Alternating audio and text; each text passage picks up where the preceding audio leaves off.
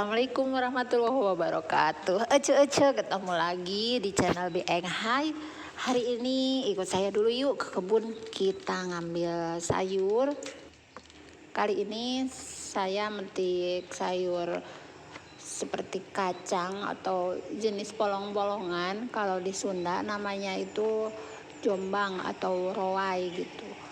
Kalau di daerah lain saya belum tahu apa nama sayuran ini. Nanti Ece boleh komen ya kalau yang tahu, misalnya di Jawa, di Sumatera, di Sulawesi, Kalimantan itu disebutnya apa.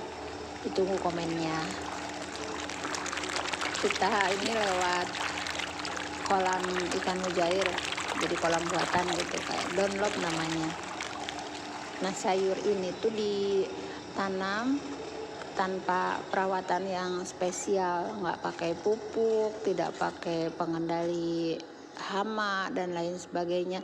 Cuman ditanam, dibiarkan, nanti kalau sudah berbuah diambil gitu aja. Sayuran ini kalau masih muda bisa dipakai lalapan, bisa dimakan mentah ataupun dikukus terlebih dahulu. Ditumis enak, dibikin sayur lodeh juga enak. Kalau sudah tua biasanya yang dikonsumsi itu bijinya.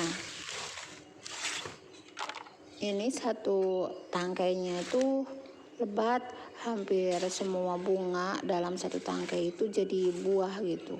Jarang sekali kena hama. Nah, seperti itu tuh banyakan. Seru ini ngambilnya. Kacang jombang ini mengandung serat tinggi, lalu ada juga karbohidrat kompleks.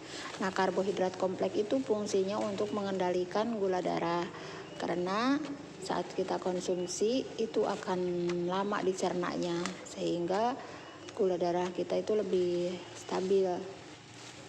Bisa menurunkan kolesterol, lalu menjaga kesehatan pencernaan kita, dan yang paling utama atau yang paling spesial gitu dari konsumsi kacang jombang ini adalah mendapatkan kulit dan rambut yang sehat. Kacang jombang juga mempunyai kandungan senyawa yang mampu mengurangi ataupun pemulihan jerawat. Kacang jombang juga mengandung vitamin B, vitamin B-nya lengkap. Lalu ada vitamin A dan vitamin D-nya. Kalau sedang metik sayuran gini tuh kadang lupa daratan gitu, kalap. Butuhnya cuman berapa untuk dimasak, tapi karena banyak gitu seneng aja ngambil terus gitu. Nggak taunya nanti yang kita ambil ternyata terlalu banyak dan nggak kemakan.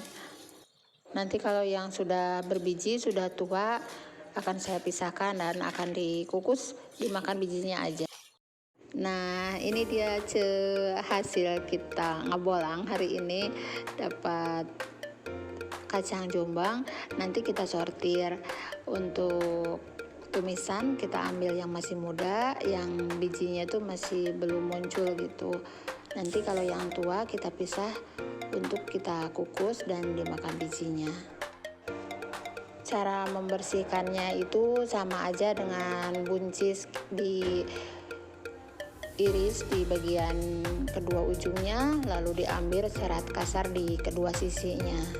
Ini kita sudah dapat yang masih muda dan saya potong serong dibagi dua, ataupun kalau yang panjang itu saya bagi 3.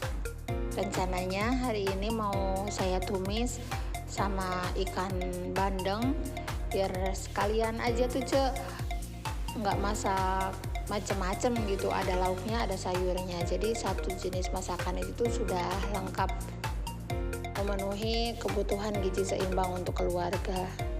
1 ekor ikan bandeng sudah saya potong-potong dan dimarinasi dengan garam. Selanjutnya saya siapkan 1 butir telur dan tepung bumbu. Aja boleh pakai merek apapun tepung bumbunya. Ini telurnya saya kocok lepas untuk nantinya dibalur ke ikan. Jadi pakai bantuan tepung ya, goreng ikannya, karena nanti akan kita tumis biar tidak hancur. Sebelum memblansir atau melapisi tepung di ikan. Nah ini kita panaskan dulu minyaknya biar nanti setelah di blansir itu langsung goreng, langsung dicelup ke minyak panas. Kalau didiamkan terlalu lama setelah di blansir, nanti tepungnya itu akan basah dan hasil gorengannya tidak akan bagus, tidak akan renyah. Ini juga berlaku untuk teknik pemblansir bahan makanan yang lain seperti terong, brokoli, lalu ayam. Jadi setelah dikasih tepung langsung kita goreng. Oke Ce, sekarang kita goreng ikannya. Ikan bandeng ini mengandung protein yang tinggi, lalu ada asam lemak omega 3-nya, omega 6 dan omega 9. Dan yang istimewa nih dari bandeng itu adalah kolagen di kulitnya. Kalau Oce perhatikan, kulit bandeng itu kan kuat gitu ya, tidak mudah hancur seperti kulit ikan yang lain.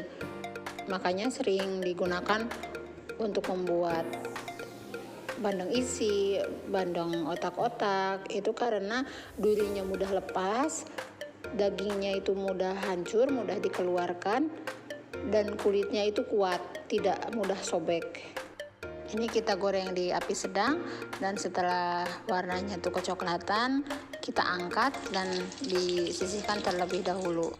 Oke, untuk bumbu tumisannya saya menggunakan 2 buah bawang merah, 2 siung bawang putih, lalu 1 buah cabai merah besar, dibuang bijinya, dan semua bumbu ini saya cincang halus.